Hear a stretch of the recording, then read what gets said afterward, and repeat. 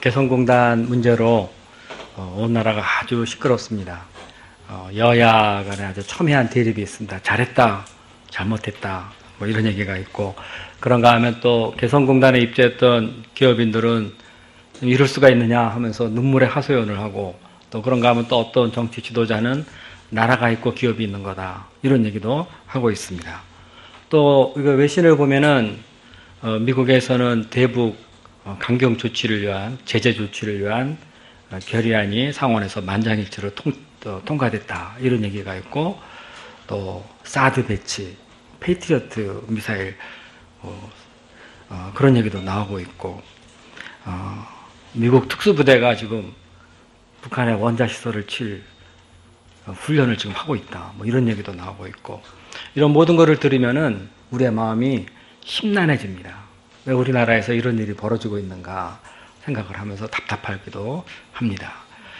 그러나 우리가 이럴 때 하나님을 바라봐야 되겠습니다. 이때 하나님이 우리에게 원하시는 것이 무엇인가? 다른 어떤 것보다도 하나님이 우리에게 지금 기도를 원하시는 것 같습니다. 더 뜨겁게 나라를 위해서 간절히 기도하고, 그때 하나님께서 우리에게, 우리 나라에 두신, 민족에 두신 뜻을 이루어 가실 것을 저희들이 믿습니다. 우리가 이제까지 우리나라가 평화 통일이 되고 통일 제사장 나라가 되어서 만민구원 역사에 귀하게 쓰임 받도록 이렇게 간절히 기도해 왔는데, 이럴 때일수록 우리 교회가 더욱 힘써서 나라를 위해서, 세계 복음화를 위해서 기도해야 되겠습니다. 그래서 오히려 이런 어려운 때에 하나님을 믿는 믿음이, 또 비전이 우리 가운데 더 충만해지기를 기도합니다. 오늘 말씀의 제목은 동일하게 주 예수의 은혜로 구원을 받는 줄 믿노라. 좀 길게 잡아봤습니다. 요절 말씀 11절인데 함께 읽어보겠습니다. 자, 시작.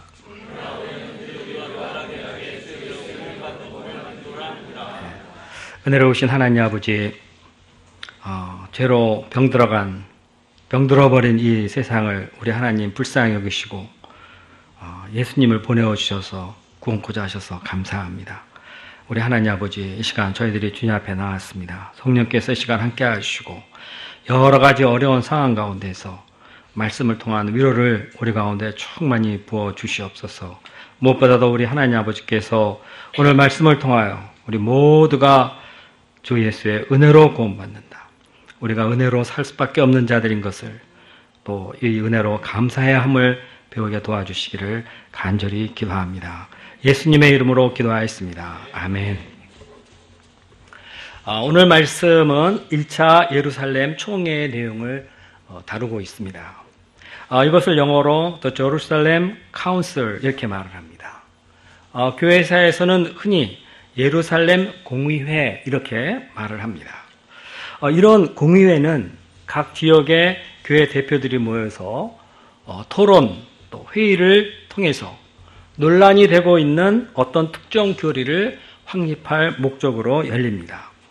우리가 자주 듣는 니케아 공의회는 예수님은 과연 하나님인가? 예수님은 과연 우리의 예배의 대상인가를 판단하기 위해서 325년에 소집되었습니다. 여기서 아주 유명한 아리우스와 아타나시우스 논쟁이 벌어졌고, 이 공의회는 최종적으로 예수님은 성부 하나님과 동일한 본질을 지니신 하나님이시다 하는 교리를 확립했습니다. 그리고 성령도 하나님이시다 하는 것이 381년 콘스탄티노플 공의회에서 확립되어서 지금 우리가 믿는 삼위일체 교리를 우리가 갖고 있는 것입니다. 이렇게 공의회를 통해 확립된 교리를 도그마라 그럽니다. 이 도그마는 못 고칩니다. 만약 이거를 고치고 싶다면은 다시 온 교회의 지도자들이 모여서 회의를 해서 이게 이랬었구나, 잘못됐구나 하고 만장일치로 통과돼야 그때 비로소 바꿀 수가 있는 것입니다. 만약에 그러지 않고 함부로 막 바꿔버리면 그건 이단입니다. 1517년에 시작된 종교개혁의 위기를 느낀 로마 카톨릭이 우리가 이대로 있다가 큰일 나겠다, 저 사람들한테 우리가 다 뺏기겠다 해서 우리도 개혁해야 한다 하면서 트렌트에서 모여서 로마 카톨릭 교회의 교리를 확립합니다. 이것이 트렌트 공의회입니다. 자, 제가 지금 이런 이야기를 하는 것은 예루살렘 공의회는 얼마나 중요한 것이었는가를 말씀드리고자 하는 것입니다. 오늘 본문에 나오는 예루살렘 공의회에서 확립된 교리는 기독교 교리 중에서 가장 기본적이고 가장 중요한 겁니다.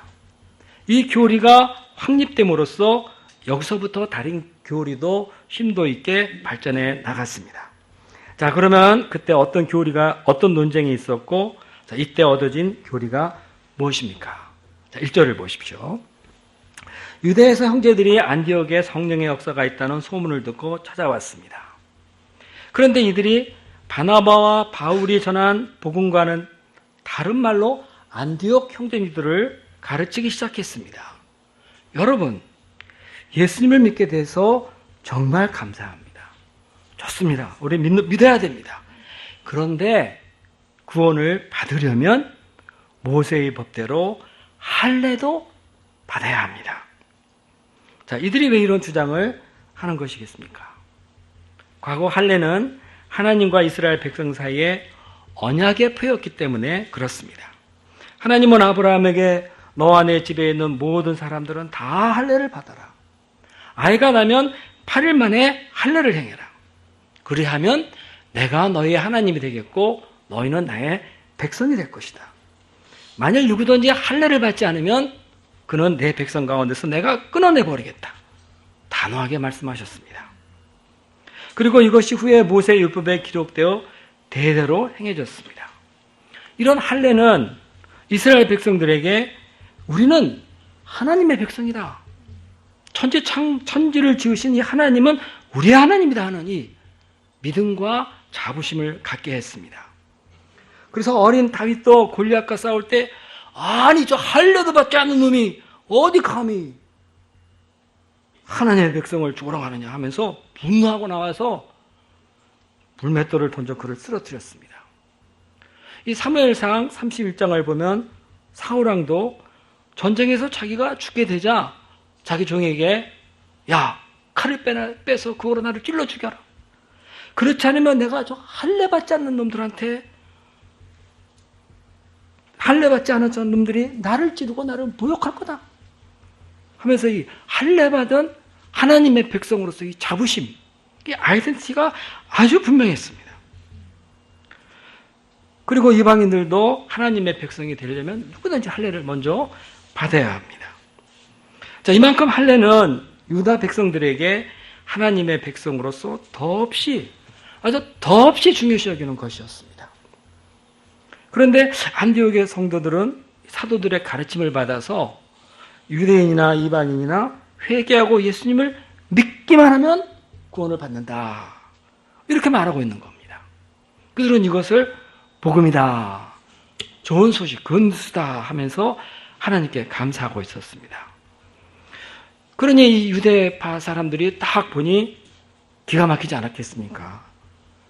누구든지 자기가 하나님의 백성이다 그러면은 성경에 분명히 써 있는데 할례를 받아야 된다.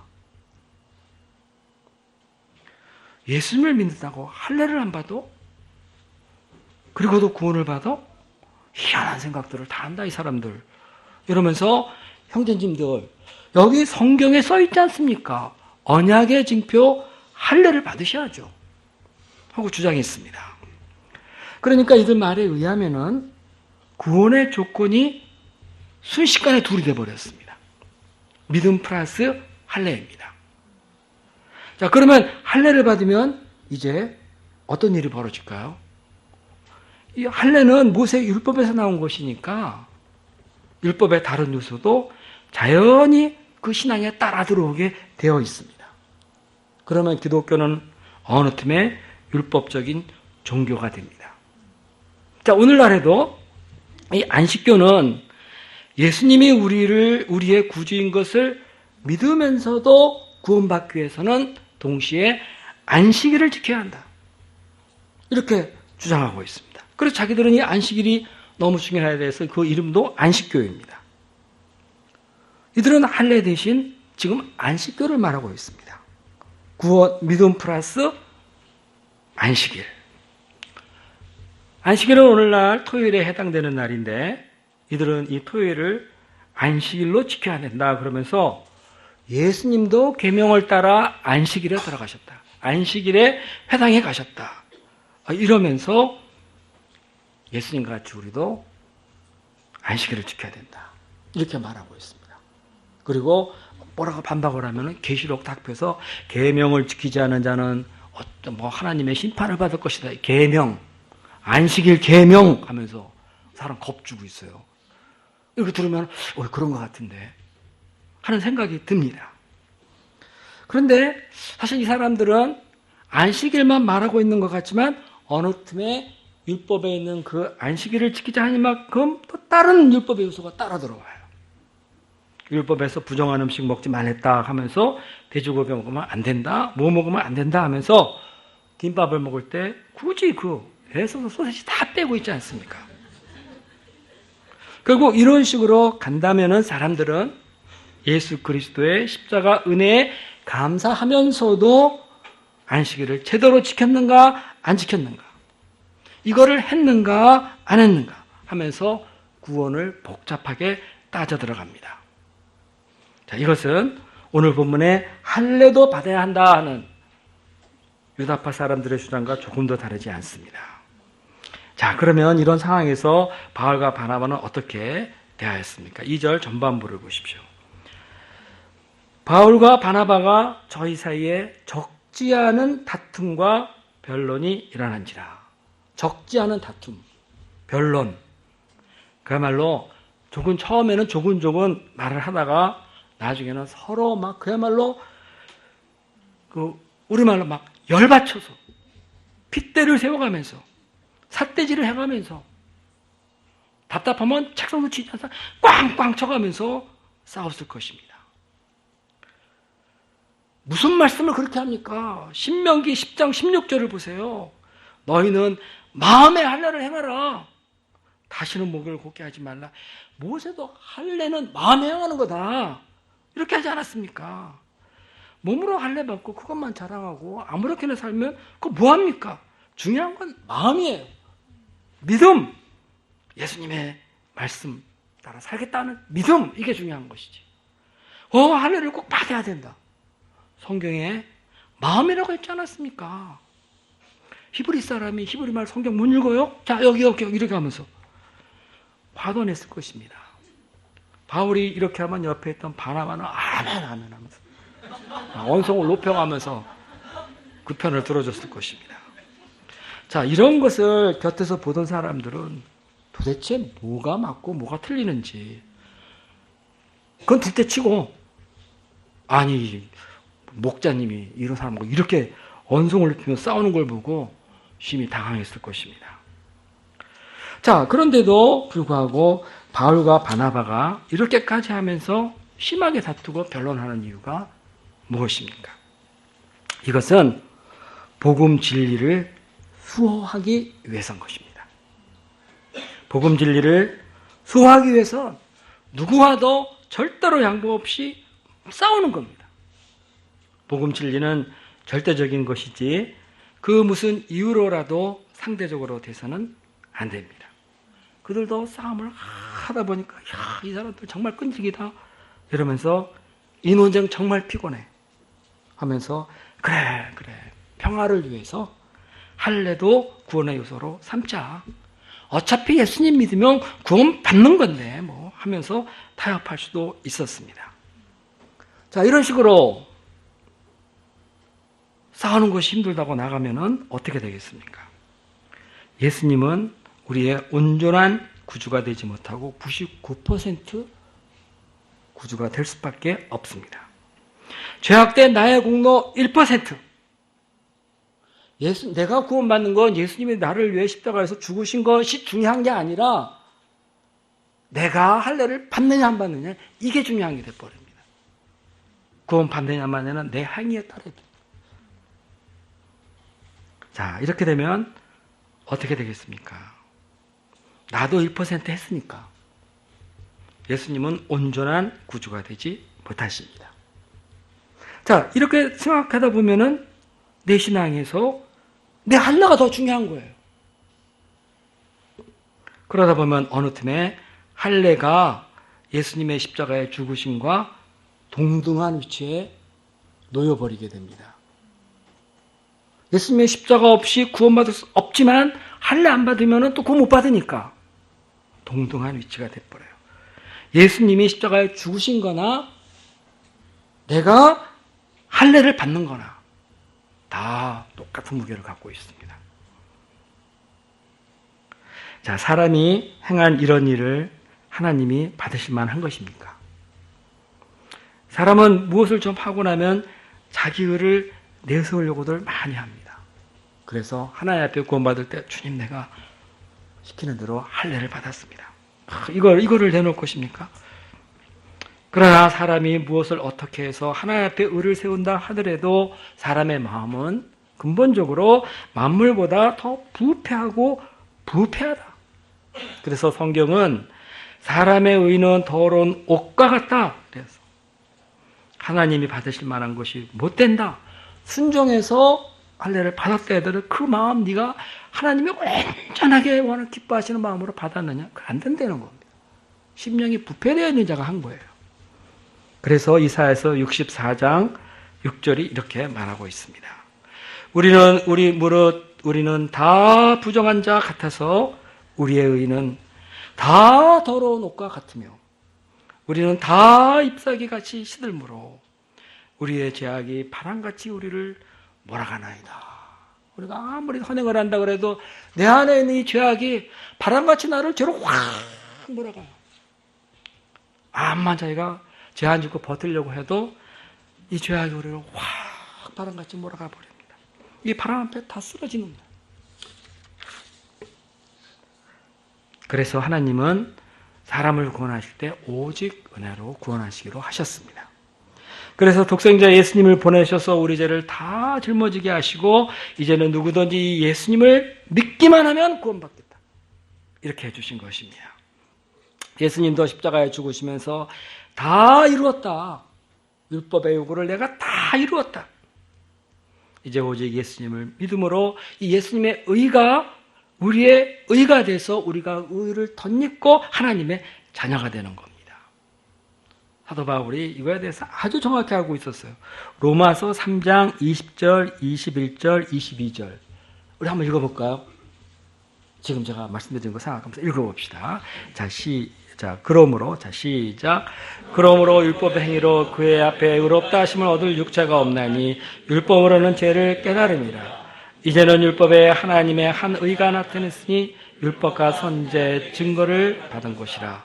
곧 그리스도를 믿음으로 말미암아 모든 믿는 자에게 의인이 차별이 없느니라. 얼마나 놀라운 말씀입니까? 바울은 이렇게 복음 진리를 분명하게 자기 안에 확립하고 있었습니다. 그래서 그는 싸울 때 진리를 확실하게 주장하면서 그들이 말을 안 듣는 대로 격하게 토론을 벌이는 겁니다. 만일 이때 바울이 이 복음 진리를 정확하게 알지 못하고 할례를 받아들였다면 어떤 일이 벌어졌겠습니까? 기독교는 유대교의 한 종파로 전락하게 되었을 것입니다. 그리고 이방 세계의 선교는 치명적인 타격을 입습니다. 할례를 구원의 조건으로 내세운다면 타문화권의 이 이방인들이 왜 우리 유대인들이 받는 그 할례를 우리가 왜 따라해야 되느냐 하면서 번거로워하면서 그 할례 때문에 마음이 막혀서 복음을 영접하지 못하게 됩니다. 자, 우리가 올바른 구원 역사를 섬기기 위해서 성경 공부를 열심히 하면서 진리를 수호할 수 있는 용사가 될 수 있도록 기도해야 되겠습니다. 선교를 이유로 화해와 타협을 구실로 토착화를 위해서 제사를 허용하는 종교가 있습니다. 그 우상숭배 아니다. 조상 대대로 내려온 풍습이다. 전통이요 부모님을 생각하는 미덕이다. 이러면서 그걸 해도 예수님을 구주로 믿기만 한다면 된다. 이렇게 말을 합니다. 얼마나 좋아요. 우리가 예수님 믿는다고 집에 가서 핍박받을 일도 없고 정말 아주 마음에 딱 드는 교리입니다. 자, 그러면 신사참배는 일제 때 국가의식으로 여겨줬는데 국가의식이다 이렇게 하면서 그 우상숭배 아니다 이랬는데 그 뭐 하려고 우리 한국교회 믿음의 조상들이 그거 신사참배를 안 하면서 그 죽기까지 했겠습니까? 마리아나 성인들에게 기도를 해도 된다 하고 말하는 사람이 있습니다. 이것은 이들의 훌륭한 신앙의 공로를 따라서 우리가 그들의 신앙을 숭모하면서 도움을 요청하는 거다. 그러니까 그들에게 기도하는 거 우리 우상 숭배하는 거 아니다. 이렇게 말을 합니다. 그들은 이미 다 죽은 사람입니다. 없습니다. 이 땅에. 우리보다 더 훌륭한 성인들에게 부탁해서 지금 천국에 가 있는 성인들에 부탁해서 그들이 우리를 위해 기도해 주십시오 하고 우리가 그들에게 기도한다면 예수님이 우리보다는 그래도 훌륭한 성인들의 기도를 더 잘 들어주시고 내가 부탁하는 것, 내가 주님께 기도하는 것보다 그 성인들의 기도, 나를 위해 하는 그 성인들의 기도를 더 잘 들어주신다. 이런 생각을 하고 있어요. 예수님이 지금 하나님 보좌 우편에 앉으셔서 기도를 딱 들으는데 이 땅에는 제가 기도를 했는데 내가 좀 그렇다. 근데 네가 기도하니까 내가 들어주겠죠. 이런 식이에요. 해석이. 다시 구도가 그런 겁니다. 실제적으로 보면은 막 이러니까 기도 응답이 더 잘 된다. 이렇게 말해요. 그런데 성경에 이런 식으로 가르치는 기도가 어디 있습니까? 이게 너희들은 죄인이야 열심히 구도해야 돼. 죄인이야 이런 말 너무 집어넣으니까 하나님께 나와서 예수님이 이름께 나와서 기도하려니까 자의식이 들어서 교회가 이미 설정해 놓은 성인들에게 대신 비워달라 그러는 겁니다. 자, 요한복음 14장 13절에서 예수님이 이렇게 말했습니다. 너희가 내 이름으로 무엇이든지 구하면 내가 행하리니 이는 아버지로 하여금 아들로 말미암아 영광을 받게 하려 하십니다. 자, 나 같은 죄인이 기도하면 예수님이 기도를 잘 안 들어주십니까? 성경이 그렇게 가르쳐주고 있어요. 죽은 성인이 나를 위해서 기도해 주면은 예수님의 마음이 정말 더 잘 움직여요. 이런 식으로 하면은 예수님은 참 가까이 하기에 조금 먼 당신이 됩니다. 그러잖아요. 예수님은 나는 선한 목자라. 우리가 목자 돼서 옆에 계신다 그러는데 가르치는 게 이래요. 자, 히브리서 4장 16절에 이렇게 말하고 있습니다. 그러므로 우리는 긍휼하심을 따라 때를 따라 돕는 은혜를 얻기 위하여 은혜의 보좌 앞에 담대히 나갈 것입니다. 여러분들이 마음속에 잘 하지 못해서 주님 앞에 나가기 전에 마음 찝찝한 게 있는 건 내가 압니다. 죄인인데 그럼 거룩한 주님 앞에 나오는데 좀 그렇죠. 그렇지만 우리 예수님이 가르쳐 준 것이나 성경이 가르쳐 주는 거는 그거 은혜의 보좌다. 그 앞에 담대히 나가서 기도해라. 그러면 주님 들어주신다는 거 아닙니까? 우리는 복음 진리를 지키기 위해서 다툴 수 있어야 됩니다. 이거 잘못된 거다 하고 싸울 수 있어야 됩니다. 우리가 방금 언급한 기도에 관한 이 내용은 종교개혁 때 나온 벨기에 신앙고백에 잘 나와 있습니다. 그 당시 이런 식으로 기도를 많이 가르쳤거든요.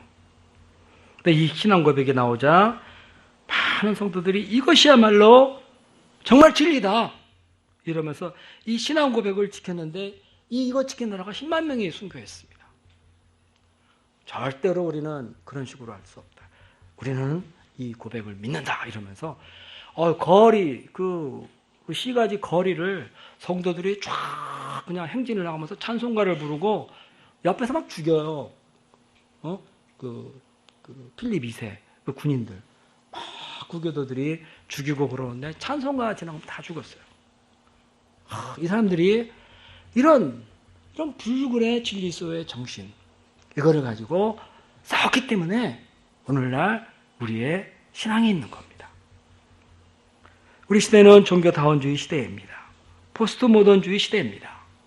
절대 진리는 없다 이렇게 말을 합니다. 무슨 소리입니까? 하나님이 없습니까? 진리는 오직 예수 그리스도 한 분입니다. 우리의 구원은 오직 예수님 한 분을 믿음으로 이루어집니다. 자, 그러나 이들이 이렇게 다투는 모습을 바라보는 안디옥 교인들은 마음이 불안했습니다. 도대체 누구의 말을 들어야 되는지. 그래서 형제들은 예루살렘 사도들과 장로들에게 도움을 청하기로 결정했습니다. 이 당시 예루살렘 교회는 이들이 믿을만하다 하는 이런 영적 권위를 갖고 있었습니다. 그들은 바나바와 바울을 그들 중에 몇 사람을 예루살렘으로 보냈습니다. 자, 4절을 보십시오. 바울 일행은 예루살렘에 이르러 교회와 사도들과 장로들의 뜨거운 영접을 받았습니다. 그리고 그동안 하나님께서 자기들과 함께 계셔서 행하신 모든 역사를 보고했습니다. 그리고 안디옥 교회의 문제를 이야기하는 순간 이 바리새파 사람들 중에 믿는 어떤 사람이 일어나서 말을 했습니다. 5절을 보십시오. 이방인에게 할례를 주고 모세율법을 지켜라 명하는 것이 마땅합니다. 이것 보세요. 앞에 나온 유대인은 할례만 받으면 된다 그러는데 여기 있는 분들은 모세율법 다 지켜야 된다. 어느 팀에 율법 다 끌고 들어오지 않았습니까? 그래서 이 문제를 논의하기 위해서 사도와 교회 장로 등 교회 지도자들이 모였습니다. 예루살렘 공의회가 열린 것입니다. 그리고 할례와 율법의 문제로 많은 변론을 하였습니다. 이 변론 후에 사도 베드로가 일어나서 말했습니다. 7절 후반부를 보십시오. 베드로는 12년 전에 고넬료 사건을 상기시키면서 하나님께서 이방인들이 내 입으로 말한 이 복음을 듣고 믿게 하시려고 오래전부터 나를 택한 것을 당신들이 알고 있지 않습니까? 하고 말을 했습니다. 사실 베드로는 누구 못지않은 유대인이었습니다. 그래서 그는 하나님이 이방인 고넬료에게 가서 고넬료에게 자기를 보내실 때 내가 어떻게 저렇게 부정한 이방인에게 가서 복음을 전하고 세례를 줘야 되는 거 말인가.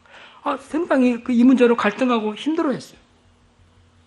그러나 그가 하나님 말씀에 순종해 나갔을 때 하나님께서 이방인들에게도 자기들과 동일하게 성령을 주셨다.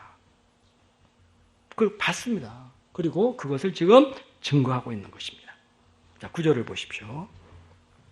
믿음으로 그들의 마음을 깨끗이 하사 그들이나 우리나 차별하지 않으셨느니라.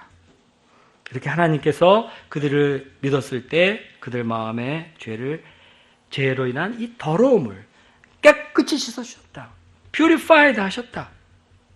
유대인이나 이방인을 전혀 구별하지 않으셨다. 이것은 할례자나 무할례자나 유대인이나 이방인이나 아무 차별이 없다는 것입니다. 자, 우리가 이제까지 많은 토론을 했는데 좋다. 말을 앞세기보다 하나님이 실제 이방인들에게 어떻게 하셨는가. 이 예루살렘 교회 수장이고 나 아주 철저한 유대인이다.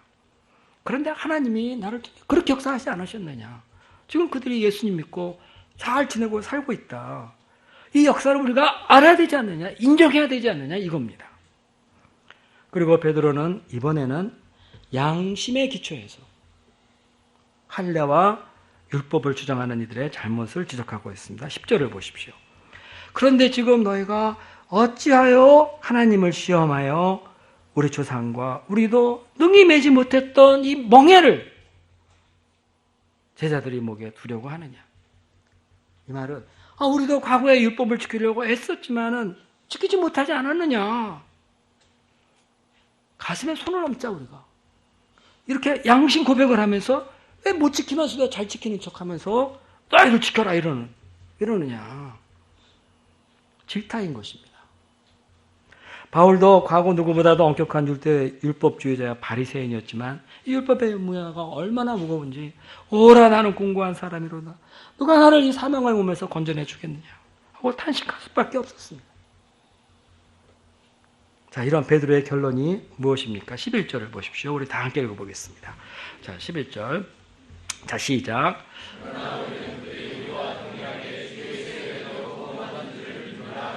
네, 우리는 저희와 동일하게 주 예수의 은혜로 구원받는 줄을 아노라. 본문에 나오는 베드로의 이 짧은 말 속에 그 일관되게 나오는 특징이 있어요. 우리에게와 같이 그들에게도, 영어로 보면 just as가 나와요. 차별이 없다. No distinction에서 차별이 없다. 그 다음에 우리가 저희와 동일하게 여기도 just as가 나와요. 이방인이나 우리나 똑같이 은혜로 구원받는다는 것을 강조한 것입니다. 자, 복음이 왜 좋은 소식입니까? 간단합니다. 우리가 한 것도 없고 자격도 없고 더 나을 것도 없는데 오직 믿음으로 구원받으니까 그런 겁니다. 종교개혁 때에 유명한 모토 있지 않습니까? 오직 성경, 오직 믿음, 오직 은혜. 너무나 많이 들어서 이제는 이 말에 별로 감동이 없어요. 그러나요, 오직 성경, 오직 믿음, 오직 은혜 이거 생각하면은 감동이 있어요. 너무나 감사해요. 우리 이 말씀 앞에 쭉 감사합니다 하고 주님께 감사 찬양을 올려야 되는 거예요. 이 성경은 하나님이 우리의 구원을 위해 주신 책이고 이 성경이 우리에게 말해주는 것은 오직 믿음, 오직 은혜로 구원받는다. 그겁니다. 중세 로마 카톨릭이 성 베드로 성당을 지으려니까 돈이 필요했어요. 크게 져서 이 교회의 권위를 좀 과시를 해야 되겠는데 크게 털기는 했는데 돈이 없어요. 그래서 면죄부를 팔아 돈을 모으기로 했습니다. 자, 이거 어떻게 해야 이 사람들이 면죄부를 잘 사고 목표한 돈을 모을 수가 있을까? 이때 아주 면죄부 잘 팔기로 유명한 테칠이라는 사람이 이런 말을 했습니다. 여러분이 면죄부를 사고자 이 통에 동전을 넣어서 딸랑 하는 소리가 나는 순간 연옥에서 고통하던 여러분들의 부모님은 천국으로 옮겨지게 됩니다. 자, 연옥이 있기라도 한 건지는 잘 모르겠습니다. 성경은 천국과 지옥밖에 얘기는 주고 있지 않죠. 나름대로 연옥 교리도 기가 막힌 거예요. 근데 지금 그 얘기는 이제 하지 말고요. 자,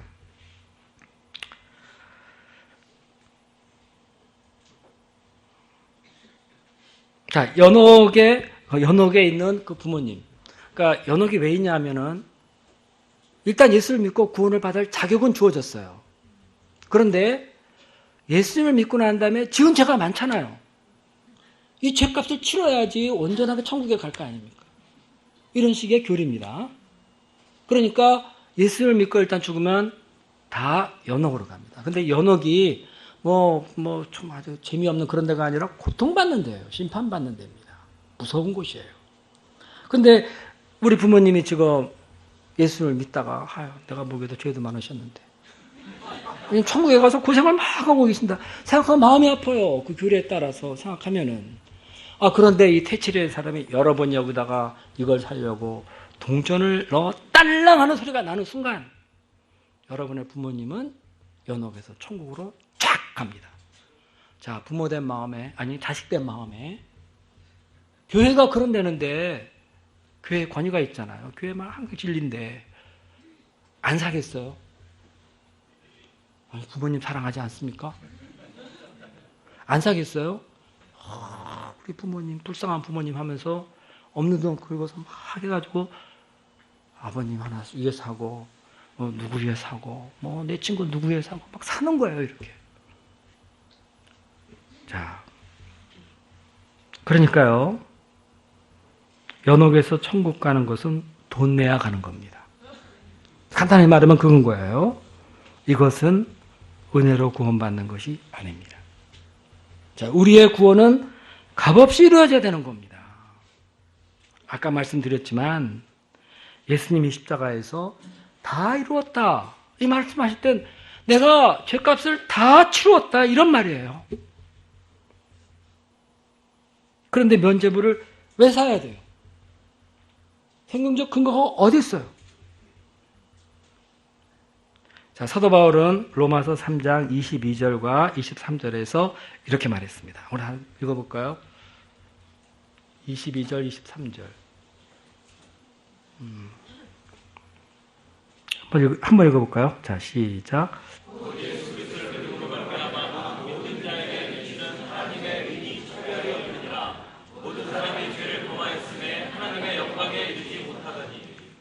그 다음 13절 계속 읽을게요. 모든 사람이 죄를 범하였음에 하나님의 영광에 이르지 못하더니, 자, 그 다음이 뭐죠?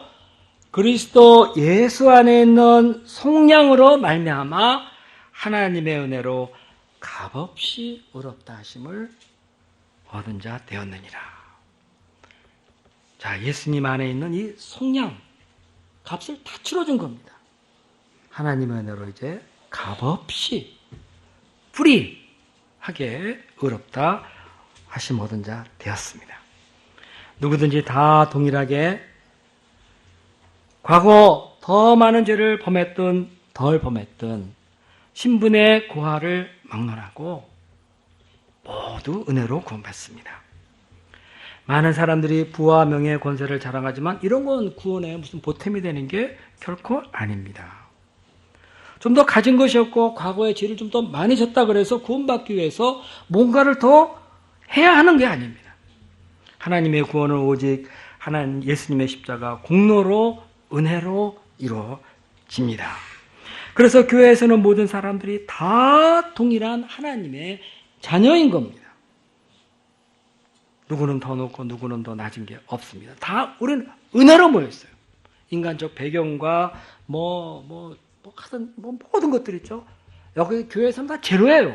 하나님의 은혜가 자녀가 되는데 우리는 다 동일한 은혜로 하나님의 자녀가 되었습니다. 우리는 동일해요. 자, 그래서 우리는 이 자리에 주의 은혜로 모여 있는 겁니다. 주의 은혜로 있다 그랬잖아요. I am here because of your grace 그랬잖아요. 그죠? 그거예요. 세상의 말에는 스펙이 좋든 안 좋든 상관없이 우리는 구원받습니다. 은혜로 구원받습니다. 이 하나님은 우리가 이 세상 넉넉히 은혜로 살아갈 수 있도록 또한 인도해 주십니다. 요즘도 선행을 해야 구원을 받는다고 가르치는 사람들이 여기저기 되게만 일어나고 있어요.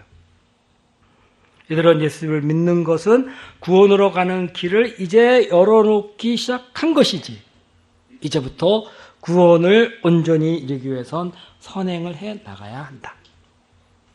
물론 우리는 제사함을 받은 후에 이 구원의 은혜를 잘 감당해 나가야 합니다. 말씀 공부도 열심히 하면서 구원자 받은 자다운 경건한 삶을 살아가야 합니다. 그래야 하나님이 기뻐하시죠. 축복도 해주시죠. 그래야. 그러라고 하나님이 십계명도 주셨습니다. 야, 이제 구원받았으니까 내 백성답게 이렇게 살아라 하면서 꼭 지켜야 돼 하면서 계명을 주셨어요. 그러나 계명을 다 온전히 지켜야 구원받는 것은 절대로 아닙니다. 우리는 구원받은 자의 삶과 구원을 받기 위한 삶을 분명히 구별해 내야 됩니다. 우리는 구원받은 자로서의 마땅히 지향해 나가야 할 삶이 있는 것이지 구원받기 위해 율법을 지켜나가는 것은 아닙니다. 예수님을 믿고 난 후 우리가 말씀을 따라 열심히 살면은 이에 따라 하나님께서 상급을 주신다 하는 건 말이 돼요. 그러나 이것은 구원과는 별개입니다. 자, 이렇게 베드로가 경험을 기초로 해서 은혜를 받는, 은혜로 말미암는 구원을 말하자 이번에는 바울과 사울이 일어나서 말했습니다. 12절을 보십시오. 자, 바나바와 바울이 하나님께서 자기들을 통해 이방인 가운데 행하신 표적과 기사에 대해서 말했습니다. 이들도 하나님이 성령의 능력으로 이방인들 가운데 역사하고 계시다 하는 것을 증거한 겁니다. 이때 무리들이 이들의 말을 가만히 경청했습니다. 들어본 쪽 다 맞다. 이거죠. 더 이상 할 말 없다. 이겁니다. 그래서 이번에 총회장 대신 우리 야고보 선생님께서 일어나서 말했습니다. 13절을 보십시오. 말을 마침에 야고보가 대답하여 가로되 형제들아 내 말을 들으라. 이 야고보는 예수님의 동생 야고보입니다. 이 공의회 회장이 되어 있습니다. 그는 부활하신 예수님을 만난 뒤 변화되어서 교회 기독리가 아주 큰 인물이 되었습니다. 우리 신약에 나오는 야고보서 이분이 썼는데 그 내용 보세요. 얼마나 엄격해요. 이래라 저래라 회개해라 뭐 막 하면서 뭐 맨날 믿음만 있다고 그러고 행동은 안 하고 그게 뭐냐 하면서 막 매장창망하는 얘기가 그겁니다. 그런데 이런 사람이 뭐라고 그랬느냐. 자, 14절을 보십시오. 그는 베드로가 말한 대로 하나님이 이방인 중에서 구원의 역사를 이루신 것은 이미 하나님이 선지자를 통해서 과거에 말씀을 하신 것, 아모스서 9장 11, 12절을 인용해서 그것을 하나님이 이제 이루시는 것이다 하고, 지금 이방인들 가운데 일어나는 이 구원의 역사를 선지자들의 말, 곧 성경 말씀으로 뒷받침해 준 거 있습니다. 이것이 그의 결론입니다. 19, 20절을 보십시오. 그러므로 내 의견에는 이방인 중에서 하나님께로 돌아오는 자들을 괴롭게 말고 다만 우상의 더러운 것과 음행과 목매인 것과 목매어 죽인 것과 피를 멀리하라 편지하는 것이 가니. 자, 이제까지 많은 변론, 베드로, 바나바, 바울 등 많은 사람들이 한 이야기를 취합해 정리해내는 결론입니다. 이런 회의의 결론은 회장이 되잖아요. 결론을 내리는 겁니다.